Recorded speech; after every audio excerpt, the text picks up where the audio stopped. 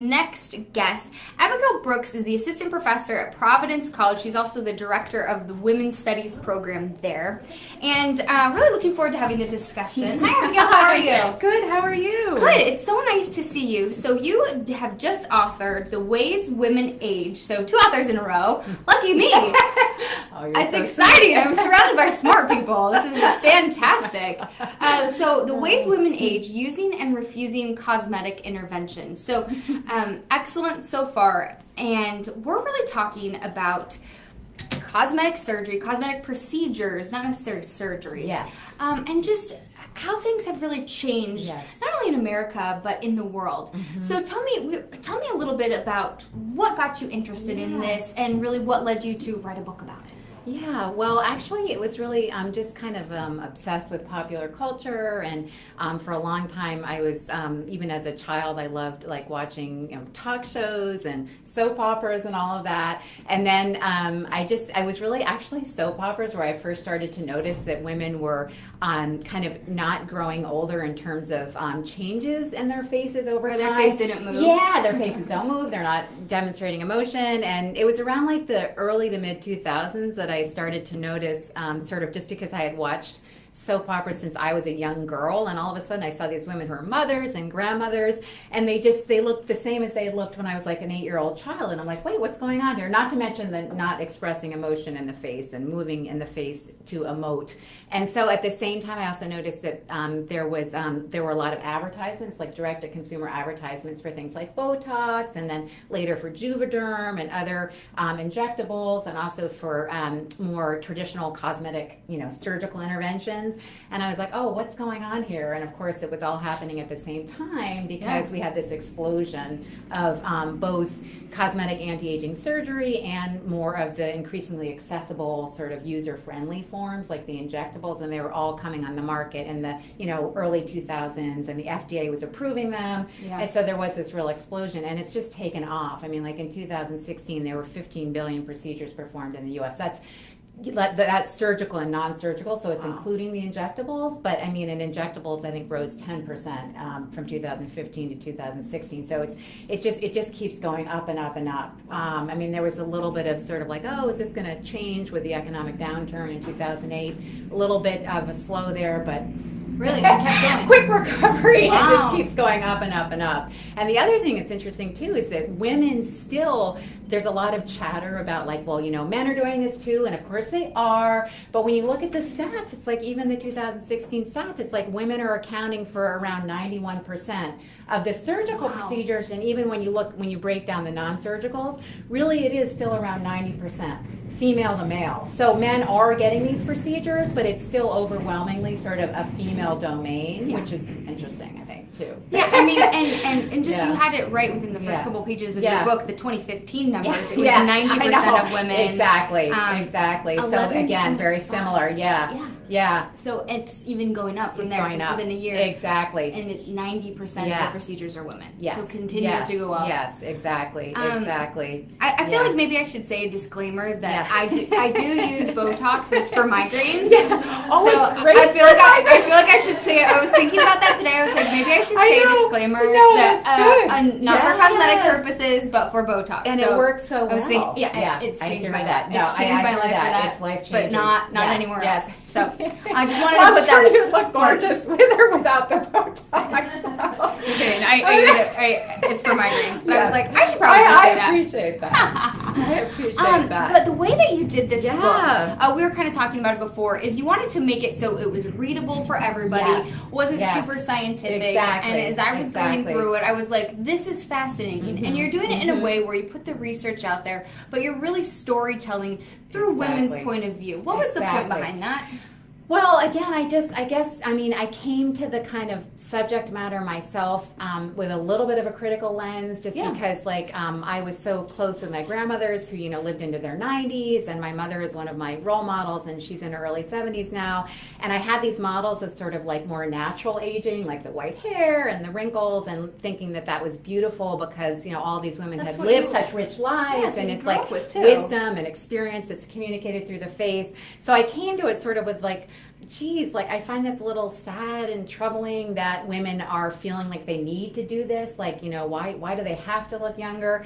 But I wanted to really hear what actual women had to say about it and sort of allow women themselves to tell me their stories so that I could get a deeper and I think more empathetic read on why women are actually having these procedures. And then also I was really interested to hear from women who are saying, and really dedicated to growing older without them and describe themselves as aging naturally. So, but yeah, I really I felt like once I started doing the interviews, honestly, women are so articulate.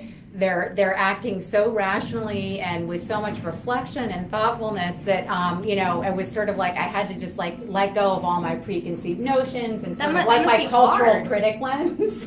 You know what I mean? Just because I'm as a feminist, I'm sort of like, this is terrible. Why should women have to do this to ourselves? Like, you're beautiful at every age. But then when you start listening to women, for me particularly the women who are having Botox and Juvederm and other more invasive procedures, they just had so many good reasons for why they were doing it. Either they felt like they didn't look like themselves anymore, or they felt like they were invisible. And some women in the workforce talked about, feeling like that they were being passed over and that individuals weren't asking or looking to them for expertise because they looked old, and therefore they were just kind of ignored. So, I mean, you can't sort of not give credence and real respect to those reasons, and also just other people just felt like they just didn't like the way they looked, and it was about confidence and self-esteem, and again, just really feeling like they didn't look like how they really felt, that they reflected like their authentic self. So I mean, once I started getting women to talk about it, it was a much more rich, complex, and I think profound reasons for why women are having these kinds of procedures. And probably too, everybody's in their own unique position. Yeah. Everybody's not only the self-esteem aspect, but probably some health reasons. Yes. Everybody has their own reason for doing something or not doing something. No, exactly. It's so true. And a lot of, it was interesting too with women who are having procedures done. A lot of times it was really framed as something they were doing for themselves. Like I want to look a little better. I want to look a little younger. I'm going to treat myself to this. I'm going to reward myself with this. So I thought that was really interesting too. Or and then other women just kind of saying like, almost using like a progress narrative about like I've gained the right to do this, to treat myself with age, which I thought was interesting. And then also some women just talking about the ways in which they're saying yes to these procedures, and that means that they really get that looks matter for women, and it's just kind of like, well, kind of have to accept it, like that's the reality. So come on, get with the program. I just have to like I'm at the point now where I've just accepted that this is the reality. So I heard all of those rationales and reasons for. Did that surprise you, or what really stood out to you when you were doing these interviews? Because you put a lot of time, effort, research into this. What were some of the stories that maybe stood out to you on one side or the other? You're choosing not to, or choosing to go forward with the procedure. Yeah, I think for the women who are saying yes to having procedures done, one thing that I did hear over and over again that was really painful for women was just this experience of invisibility. People really not seeing them, first of all, as attractive and pretty and things like that, but also just really not seeing them as individuals. Yeah. So they almost felt like they had to look young for someone to really be interested in what they had to say. So young looking, and then they might be interested in your mind or your brain and things like that. For women who are growing older naturally, what was really interesting, I thought, was that they actually were able to articulate many positives that come with beginning to look older and growing older as women. Like they actually enjoyed their invisibility a little bit. They're like, I don't I don't have to worry about whether I'm attracting the male gaze or whether I look good enough or pretty enough all the time, and actually a little bit more relaxed. I feel like I can sort of be in my own body in a way that's not always about worrying about how it's going to be perceived by others. Yeah. And they're able to be a little less judgmental about how they themselves look. And also just other identities, they talked a lot about invisibility, like when a woman's gone through menopause and she clearly looks older, women who are aging naturally said, I feel like I do I am less visible. People see me less. But on the other hand, it's like great that I'm beyond motherhood. You know, I'm not doing the hands-on mothering for the women that were mothering, and I'm exploring other aspects of my identity outside of sort of like reproduction and outside of that intensive mothering role. So I thought that was really interesting too. So just kind of like new freedoms that were available to women as they grew older, that were sort of outside of that identity of like the sex object or the reproductive vessel. So I thought that that was really empowering too. And it's not that women are growing older naturally don't feel the pain of invisibility and don't feel that jarring sense of looking in the mirror and being like, who is that person? I don't recognize myself. But they try and work through it in all these ways. And also just, I think, describing it as a natural process. They use that language a lot. They're like, why should I have to treat this as a symptom? Why should I have to do something to intervene with this? Like, it's natural. I don't need to medicalize it. I don't need to pathologize it. So I thought that was interesting too. Whereas women are saying yes, are very much like, I need to fix this. I'm so happy that I have these options to use and I can do something about it. So it's very different, very, very different. Something that stood out to me is just a couple of things that I noted in here. Someone said it's the coward's way out. Yes. And this is for doing some type of procedure or something like that. And she said, for me, that would be a betrayal, even though I might toy with the idea. A betrayal. Yes. Yeah. Well, actually, this is a person who actually is deciding to not have the procedures done, and she really feels that she reads women who are having procedures as just kind of almost like an act of deception or fakery. Like, why would you want to change what's really you? Like, this is your natural body. Your body's aging. There's nothing wrong with it. Yeah. Like, why do you feel like you have to mess with your face to look younger? Because it's really just a natural process. So for her, she actually feels like to engage in these surgical procedures just feels inauthentic and fake and like a betrayal of her authentic self, which is so interesting because women who are having the procedures really feel like they're able to look more like themselves in and through having the procedures. You see, so it's it's so, and that's what's and there's no right or wrong. I really don't want to judge one woman's path or another woman's path, but I really hoped that at least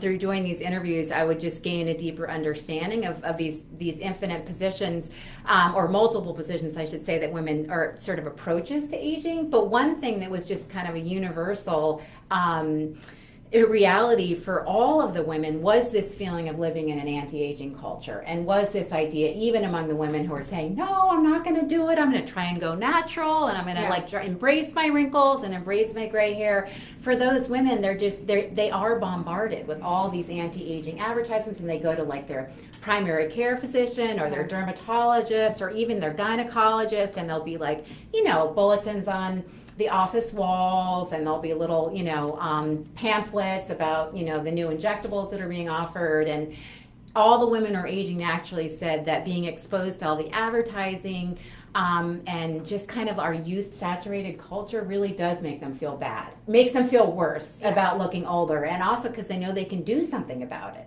And it's also easier and easier. It's just 10 minutes or 2 minutes. And so it's like, how can you not take action? It's so easy. It's here. And so then they start to feel like it's their responsibility to fix the wrinkles. So everybody talked about that. Even the pro-intervention women spoke a lot about the culture and how the culture was interacting with how they felt about their bodies and their faces. Even though they are embracing intervention, they did say that it was hard for them sometimes to tell, like, do I feel bad about my wrinkles because it's coming from within, or is it really the culture that's making me feel bad about them? So that I thought was interesting too. Well, and that's a follow-up question to that is how much of it did people talk about, whether it be from the medical industry or from the media or from, there's only a certain shelf life to certain industries, media being one of them. There's only a certain shelf life, especially for women. Yes, and there's a pressure to hold up a certain appearance, and then you see, whether it be print or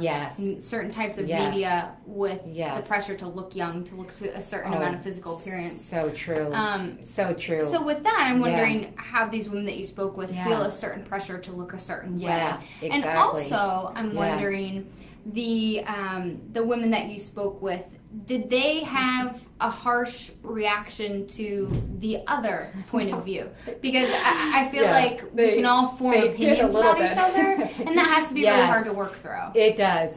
And yeah, back to your first point as well, just quickly, the exposure both to being bombarded sort of like as a middle-aged and older woman with all these procedures to make yourself look younger, and just like you said, the youthful imagery in general and the sort of youth-saturated glorification of youth culture. Those two things together were very prevalent in all my interviews across the board, whether women were undecided about whether they were going to go the anti-aging procedure route, whether they were resisting it and going natural, whether they were embracing it. So that is very interesting. And the news media is one of the biggest culprits with all this too. And you see with women who are in their 50s and 60s in the news media, like Katie Couric or people like that. I mean, they do not look their age. They do not have white hair, right? They're very youthful looking. In my view, they've had procedures and like a Wolf Blitzer, compare him, and oftentimes there's a big age gap also biologically between the male anchor and the female anchor, so that's very much a reality.